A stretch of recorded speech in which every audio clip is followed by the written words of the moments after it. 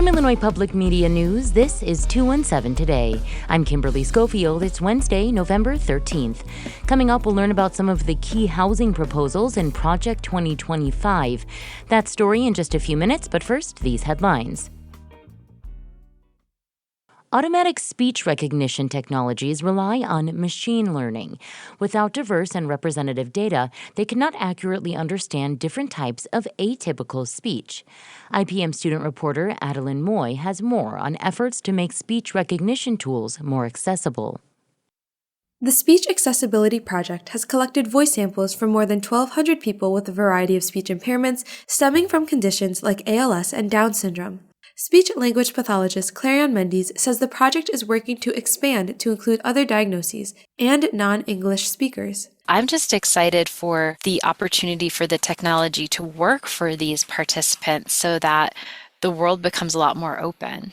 The group has kicked off a competition to expand accessibility in automatic speech recognition technology, with the goal of uncovering new ideas for improving state-of-the-art automatic speech recognition systems. I'm Adeline Moy, IPM News. Federal prosecutors have spent weeks showing how former Illinois House Speaker Michael Madigan helped allies land no-show Commonwealth Edison jobs. Dave McKinney reports on one such instance. Jeffrey Rush is the son of former Democratic Congressman Bobby Rush. Jeffrey was fired from his job at a state halfway house for women for allegedly having sex with multiple residents. After Rush pled guilty to a criminal charge, Madigan tried to help him line up work. Prosecutors played a secret FBI recording where he touted Rush to co-defendant Michael McLean. This is a guy that I'm going to want to help somewhere along the road. He's got a real good background in criminal justice. McLean, who used to lobby for ComEd, asked an executive if the utility would hire Rush. The executive said no. Reporting from the Dirksen Federal Building, this is Dave McKinney. Illinois' Attorney General is launching a statewide conviction integrity unit to investigate claims of innocence and remedy wrongful convictions. Anna Savchenko has more.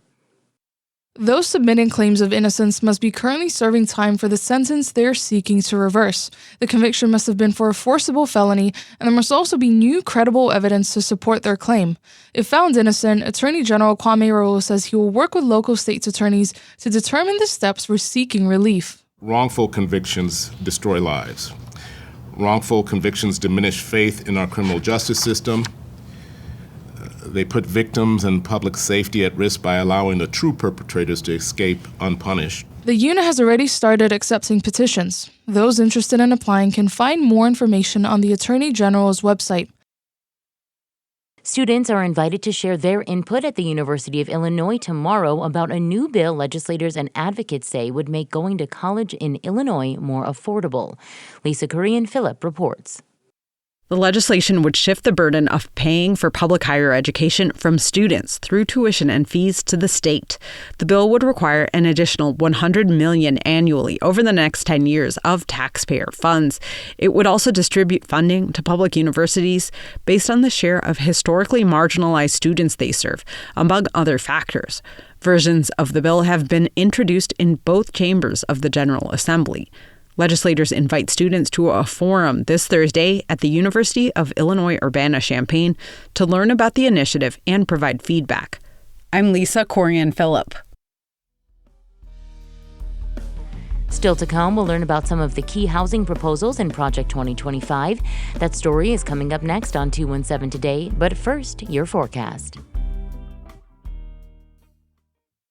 For today, a chance of showers after 1 p.m., otherwise a high near 75 degrees. Southeast wind gusting up to 23 miles per hour. Tonight, showers and thunderstorms likely after midnight, a low of 49 degrees. And tomorrow, a chance of showers in the early morning, otherwise cloudy with a high of 54 degrees, with wind gusting over 22 miles per hour. Tomorrow night, mostly cloudy, a low of 41 degrees. And looking onto Friday, mostly sunny with a high of 56 degrees and calm wind. Next time on the 21st show, drowning is a leading cause of death among children in the U.S., and studies have shown children who are black are the least likely group to have life-saving swimming skills. We'll talk with a PhD candidate from the University of Illinois who's working to change that. I'm Brian Mackey. That's next time on the 21st show. Join us.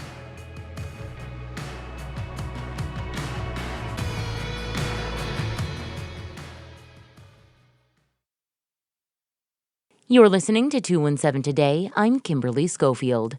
President-elect Donald Trump has been light on details for his housing agenda, but his former housing secretary, Ben Carson, wrote the housing portion of Project 2025 from the right-wing Heritage Foundation. To understand what that plan could mean for Chicago and Illinois, Esther Yoonjin Kang sat down with Daniel K. Hertz. He's the director of housing for Chicago-based think tank Impact for Equity. So first of all, tell us the role the U.S. Department of Housing and Urban Development plays in Chicago and Illinois. HUD plays a massive role. They are the agency through which an enormous amount of money comes to the state and the city for everything from, public housing vouchers to homeowner repair grants. HUD also plays an important regulatory role. So they're in charge of enforcing fair housing laws or encouraging municipalities or local governments to think about the way that they enact building or zoning laws and how that affects the housing conditions in their localities.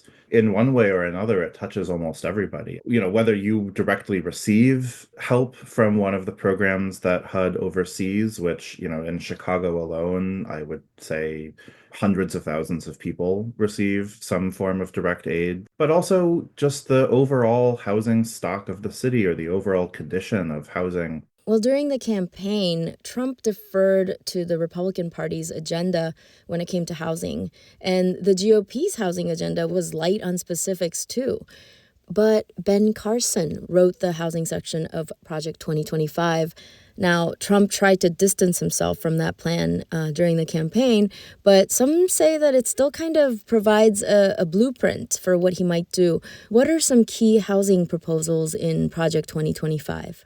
Yeah, I might sort of make three big points about what's in there. There is definitely, as you might expect, a focus on migrants, people who do not have, full legal citizenship, essentially barring them from receiving any support from any federal housing program, which would obviously affect many, many, many people. Another one is an attack on fair housing. Both the Obama and Biden administrations have put forward regulations that basically require local governments to say, what are the things we are doing that are encouraging segregation by race, by ethnicity, by disability status, other protected categories. Project 2025 says they very explicitly get rid of all of that. Anything that uses the word equity, anything that is race conscious at all is essentially on the chopping block. And then the last big piece, I would say, really comes down to money.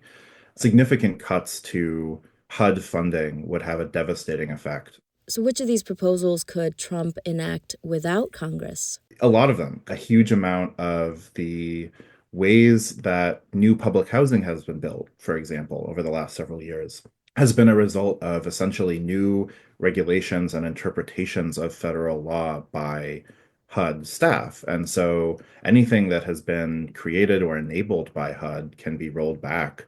The biggest thing I think that does require congressional approval is the funding, right? The budget. And if, history is any guide, there's going to be calls for really massive cuts. Now, if these things come to pass, that will add pressure to state and local governments to shore up these housing protections.